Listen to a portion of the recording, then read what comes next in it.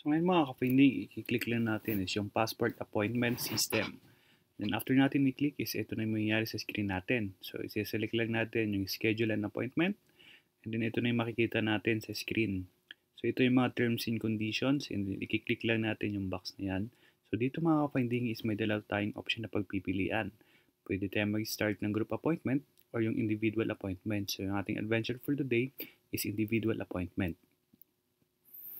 Next mga ka-finding, after natin i-click yung individual appointment, as ito na nga at ilalagay na natin dito syempre yung region natin, Philippines, and isi-select natin kung saan tayo site pupunta sa DFA. So marami silang satellite offices and then yung ating example for today is sa Antipolo Rizal yung aking pinili.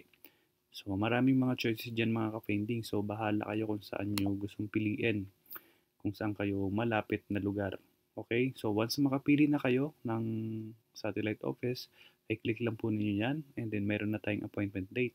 So dito mga ka-finding, kung makikita ninyo yung kulay green, yan yung mga available dates at yung mga pula is full book na yan. So ang ating example for today is 4 p.m. yung aking na-schedule. At i-click lang natin yung I'm not a robot and then i-click lang natin is yung next. So after natin maklik yung next mga ka-finding, ay nakakuha na nga tayo ng ating appointment para sa araw na yan. And i-click lang natin is yung box na yan. At dito mga ka-finding, ilalagay mo dito yung mga may asterisk. So kailangan mong fill upan yung mobile number mo, yung email address, yung last name mo, given name, middle name, birthday, and so on and so forth. So kailangan mong kumpletuhin yan. And then after mo makompleto yung may mga asterisk na yan, ay click mo lang yung next. So yan. So, click mo lang yan. So, madali lang siyang sundan. And then, after dyan mga ka-finding, is ilalagay mo dyan yung father's information, yung pangalan ng tatay mo. At dito mga ka-finding is marami talaga nagkakamali or nalilito dito sa mother's information. So, pag sinabing maiden name, last name, ng pagkadalaga ng nanay mo. So, yan yung pagkadalaga ng nanay mo, ang ilalagay mo dyan sa maiden last name. And then, after dyan mga ka-finding, i-click natin yung next at ilalagay natin dito sa application type is yung new. Kasi, baguhan tayo at kukuha pa lang tayo ng passport. And then, sa foreign passport, ang sagot natin dyan is no. At maglalagay tayo ng emergency contact person at yung contact number ng person kung sino man yan. Kasi may asterisk siya. And then, after dyan mga ka-finding, sabi dito is yung basis of Philippine citizenship. So, i-click nyo lang dyan is yung birth or yung birth certificate. And after nyo i-click lang ninyo yung next. And then after natin i-click yung next, ito na nga yung mangyayari mga ka-finding.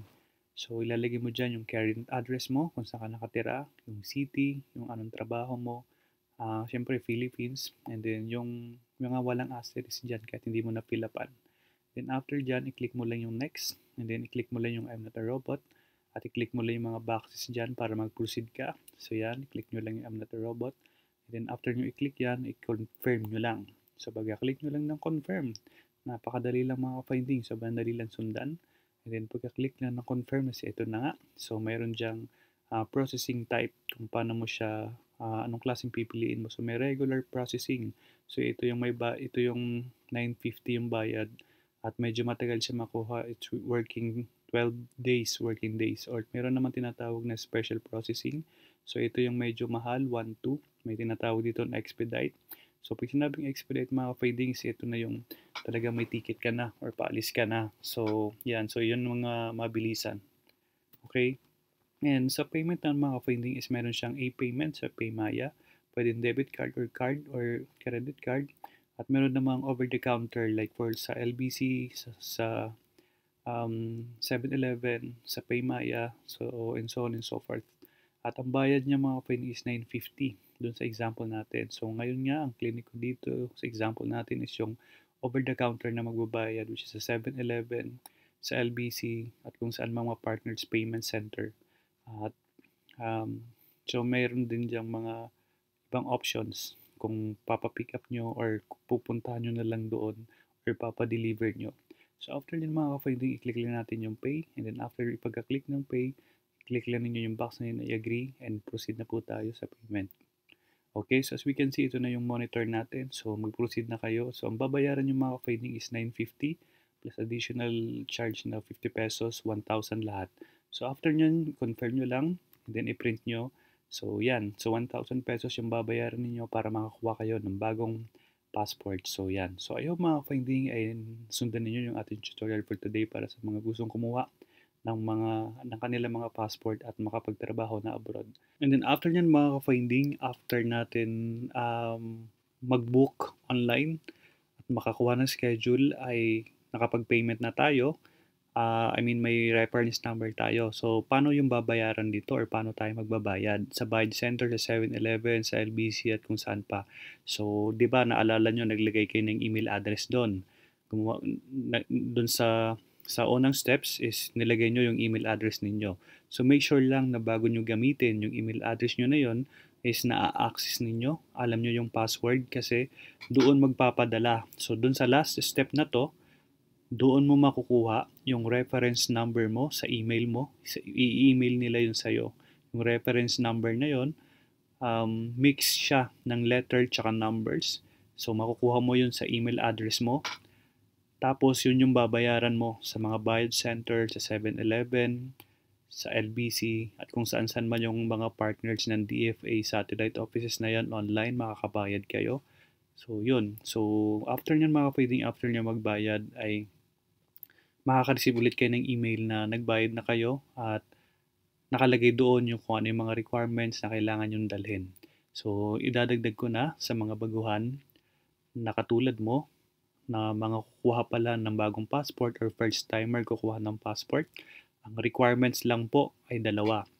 Ang kailangan nyo lang po dito is yung PSA, original, tsaka photocopy. Tapos valid ID or government ID like national ID, SSS ID. So, dalawa lang po yun.